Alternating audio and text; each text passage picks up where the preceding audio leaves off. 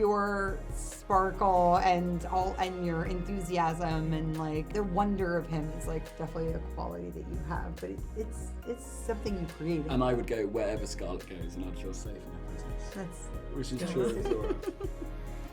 Knockout. True.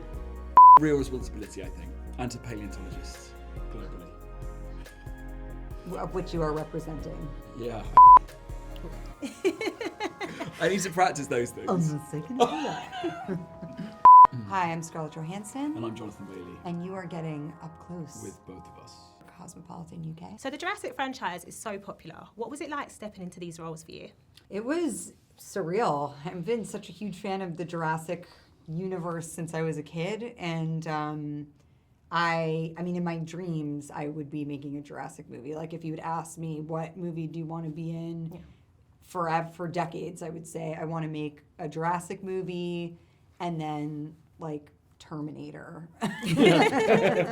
Basically, yeah.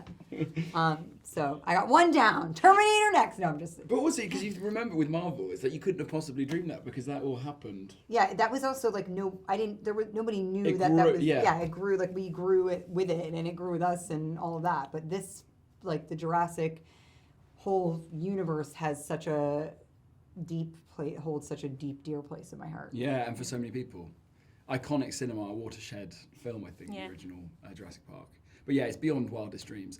And also, to play the characters that we're playing, I think, it was also on the page, David Koepp wrote the original 2 films, but it was just a brilliant script as well. And Gareth Edwards, who I'm a massive fan of. Yeah. So it just got better and better. Yeah, it was great. And we had such an amazing cast. And it also came together so quickly that I couldn't believe it. It was like before I knew it, but it was like got the script, had the conversation, and then the cast like filled in, and then we were there. Yeah. Like it was so quick I remember that it was, that the day before, I was like, are we flying tomorrow? yeah. I'm like, yeah, I think so. And you didn't even have time to kind of process it. Yeah. So once we were all on the beach together, it was like, oh my God, there's Mahershala. Like we're like, Yeah. I didn't even know Mahershala was. Oh my God, you look so cool. Is that what you're going to wear? Yeah. It was Did you amazing. feel any pressure to kind of live up to the legacy of this film? I felt pressure to live up to the strength of the script. The script was really, really solid. And I was like, it's a tall order. And there were definitely there was a couple of weeks in the beginning where I felt like I bit off more than I could chew. It was like, I'm not sure I don't know what I'm, like, if this Everyone is else right. was like, on my first day, I was like, this is iconic. I know, I think you said that to me and I was like, like, what? And you're- then, I said, but you're then I saw what you were smashing doing and I was like, you figured it out. I think we all just felt, so it was just, we were thrown right into it, you know? There's something very special about Spielberg films, I think, growing up in nostalgia of it, is that these big, huge sort of visual escapist movies have these like opportunities to come in and create real characters that are really, and that's what's so brilliant about the original, all the Jurassic films. But I remember that with Laura Dern and Sam Neill and the conflicting identities and how they grow throughout the expedition. So yeah, it was. I can't remember the question, but yeah, it was. There was a real responsibility, I think. I felt, and to paleontologists globally. Of which you are representing. Yeah, I felt that, but I really did. But also, and like to be a doctor in Jurassic, it's great. It's amazing. Dream come true. Who would you say is most like their character then? I'm guessing you, because I feel like you've really taken on the role. Yeah, he's chippy though, isn't he? You're different than him, though. I mean, you have it. Obviously, the character has your like Face. and parts of your body. Yeah. No, but like he has your Only parts though. Yeah, some parts. Some parts are CGI. are just tennis balls. Yeah. I'm not going to tell you which parts. But no, I mean, I think he has your sparkle and your enthusiasm and like, your passion. But it's the wonder of him is like definitely a quality that you have, but it's something you created. And I would go wherever Scarlett goes, and I'd feel safe in her presence. Which is true as well. Knockout. Yeah. True. Watching it as a viewer, I felt like it was really intense. What was it like for you being on set? Did you have to learn any stunts? Did you have to do any intense training? Yeah, we had a bunch of like abseiling stuff that we did. A lot of the stunts in this are us running away from stuff. So like in the past, I've done you spent a lot of time like choreographing fights and, you know, trying to stay safe because you're either like, you know, someone's attacking you or you're attacking them, and how do you do it in a safe way, and who's picking up when you leave off and all of that stuff.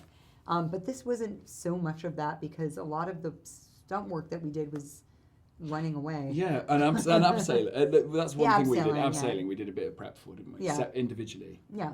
But there was stuff that I saw in the film that I obviously wasn't there for. No spoilers, but that you do towards the end of the film, which is like amazing. What? Oh, What? Oh yeah. There was some stunts yeah, there. yeah. I've seen it, but for the readers. Were there any hilarious or unexpected moments on set? A lot. Yeah. So many ridiculous moments because what you're doing is like it's just absurd. So absurd, yeah. But you have to commit fully, and because there's a guy called Colin in a blue tube who's running along playing a dinosaur leg. Meanwhile, there's a guy or a lovely lady called I don't know why I'm giving them all names now. Sarah with a long pole with a tennis ball, and you have to commit so fully that if anything goes slightly wrong, it becomes hysterical.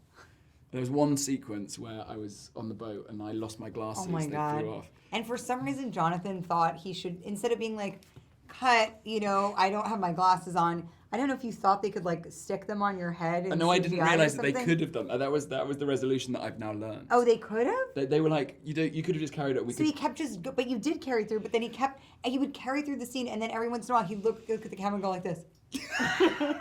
And then keep doing it. And I was like... But you were like harnessed right on the front of a boat. There was like water fountains going off. The boat was like flipping. And I was like, well, you know, in It's and the out. greatest- Full commitment. It's the greatest footage I've ever seen in my entire... It's so hilarious. Yeah, gosh. And it was makes all me happening cry. behind your back. Anyway, yeah. If you could meet any character from the previous films, who would you like to meet? Who would you like to meet?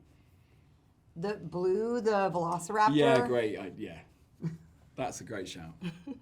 Blue. I'd like to, yeah, Dr. Alan Grant. Yeah, he could give you some tips. Yeah. Yeah. Some paleontological I need to go back and study tips. again from Dr. Alan. And then if you could sum up the film in any 3 words, what would it be? Thrills, Chills. chills, and grills. And quills. Thanks, you guys. Catch Jurassic World Rebirth. On the 2nd of July.